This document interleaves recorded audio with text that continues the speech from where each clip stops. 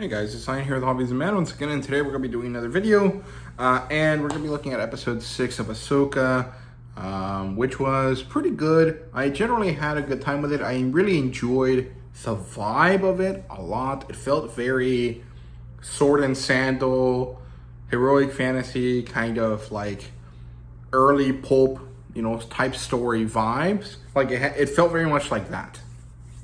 Like John Carter of Mars, or like Conan the Barbarian, kind of stuff like that, right? Which to me was awesome. There's so many cool things. There's some like Macbeth witches, which are actually more like the three crones.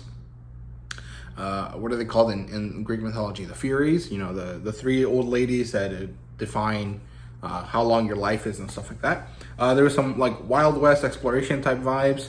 There was some natives taking in this wise man character. There's just a lot of good pulpy vibes, and I really love that. However, the fact is that I'm much more interested in Ahsoka than I am in Sabine, and this was primarily a Sabine episode. And so, even though I didn't really dislike the episode or the characterization of her, I didn't really find myself super attached to her, and that is continuously a problem here. And it's not because I didn't watch Rebels. I mean, possibly it is because I didn't finish watching Rebels. But I think that it's because Sabine is just not an interesting character the way that she's being played right now. And I would really like to have seen that change. Now, maybe that could have been done by adding more information about the character, or maybe it could have been done in some other way. But the problem is that to me, it's not really working. I'm not really attached to Ezra either, but I did actually enjoy his moment in the episode. However, their interaction as a whole was not actually that good for me. So we'll get there eventually. But first of all, it opens with Ahsoka and Huyang inside the whale in their ship talking. And they talk about Sabine's choices. And to me, I feel a lot of what Ahsoka is saying here is the correct thing to say as a Jedi Master, but the incorrect thing to say as Ahsoka and as someone of Anakin's lineage, basically of his kind of lineage of Jedi. And specifically, it goes pretty counter to most of the experiences that Ahsoka has had. Most of the time that she did a good thing was because she cared, was because she attached herself, was because she wanted to save someone regardless of the consequences, and she would deal with them the way that they came, right? Of course, post Anakin falling to the dark side, that has changed, but still, the fact that she feels, or she seems like she doesn't understand Sabine's choice, feels a bit weird to me, but also kind of understandable. However, I do like that she's a little bit less stoic in this portion of the episode, and her interactions with Huyang are pretty fun. I just wish Ahsoka was a little bit sassier, a little bit more animated, the way she was when she was younger. But, that they've chosen not to do that, that's fine. But I do hope that changes eventually, right? And we get to see Huyang drop, the great start to every Star Wars movie in a galaxy far, far away a long time ago, which was great. I really enjoyed it. However, I'm not really sure if I like that he said that in universe. So I don't know. Maybe that's just me. I don't hate it. However, I don't like it because it implies like that there's other things, or that it implies that that there's a further history beyond in this other galaxy that they went to in Peridia or whatever, that I'm not really sure I like. I mean, there has been a lot of Star Wars lore in the EU that does deal with these like very large, alien empires, but I'm not too versed in them, so I'm not really sure I like it. But it is what it is. It's fine. And eventually, it'll work itself out, and it might not actually be all that important.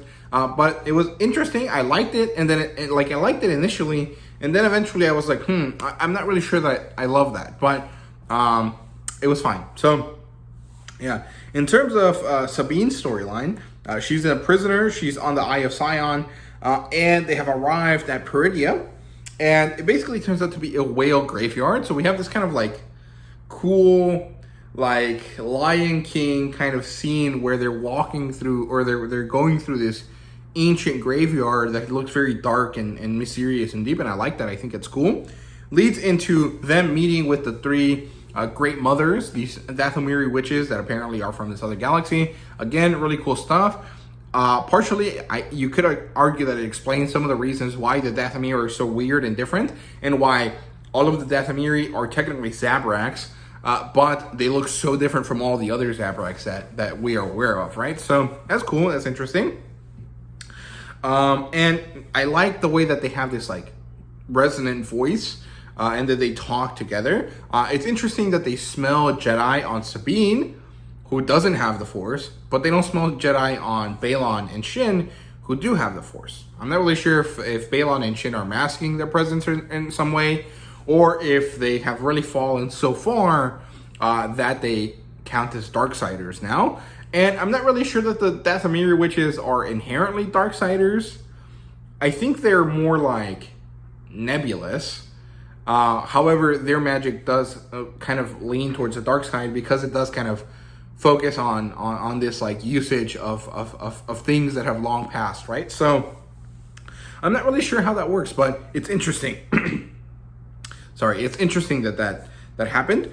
We get to see Thrawn arriving, which is pretty cool, pretty interesting. He talks to Elsbeth, and he learns that Ahsoka is coming, and he finds himself upset about this. Now, why he cares about Ahsoka doesn't make sense to me. Maybe this is where knowing about Rebels helps, right? Because if I remember correctly, if I understand it correctly, Ezra is the one that fucked him over. So Ezra is still alive, and he's on this planet, and Sabine finds him very quickly. So why is he upset or afraid almost of Ahsoka, but he doesn't really care about Ezra? Ezra is the big threat right now because he is here, and Ahsoka is coming, but maybe Ahsoka doesn't really have any reason to interact with him, right? So as a purely live action show viewer, this is confusing to me, but maybe it makes sense for other people. So then we get to see Sabine go. She gets a howler, which is this very interesting like wolf rat thing that I like a lot. I really enjoy character design or animal designs for Star Wars, and I like these. She goes searching for Ezra. She gets attacked by these like native people that live here. They're kind of like this like samurai version of the Tusken Raiders, kind of.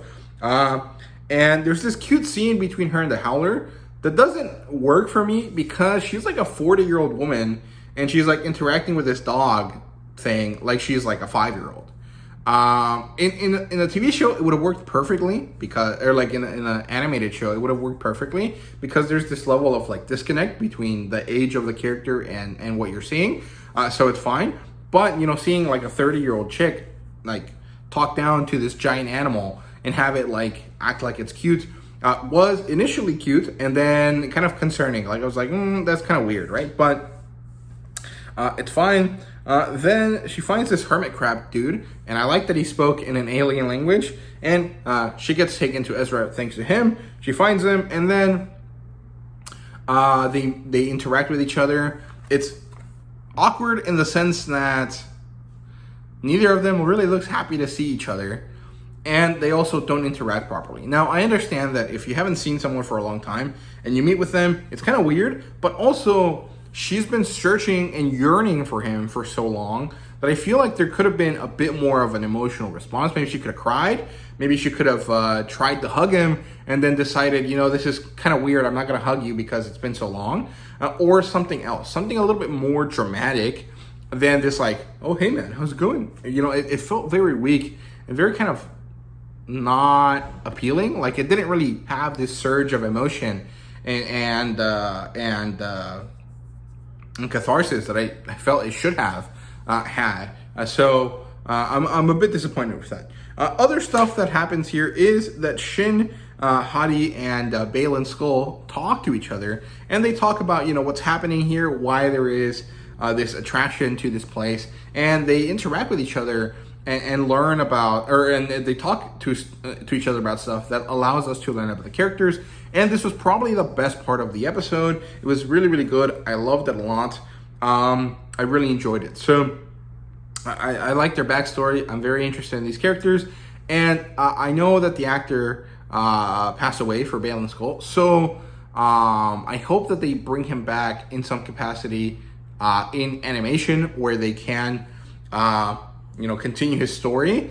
Because I'm going to be very disappointed, later on when we don't get to see him. So it sucks. I hope that he passed away peacefully and stuff. But I really hope to see this character again because he's really good and really enjoyable and interesting. And maybe Tales of the Jedi can be used to explore his relationship with Anakin, since they clearly connected with each other at some point when he was younger, and then maybe see his relationship with Shin Hati. Maybe she could be his daughter, or she could be a random kid that he found, or something. And maybe Shin is connected to the Dathomiri as well, because she does have that really light blonde hair that's almost white, right? So yeah, overall, good episode. I really enjoyed the vibe of it here. I think my favorite episode was episode 5, just because of Anakin. But this one's probably the second best. And other than that, I don't really find myself really caring too much about the other one. So, yeah, that's my review for this. I hope you guys enjoyed. Let me know what you thought. And thank you guys very much for watching. See you guys later.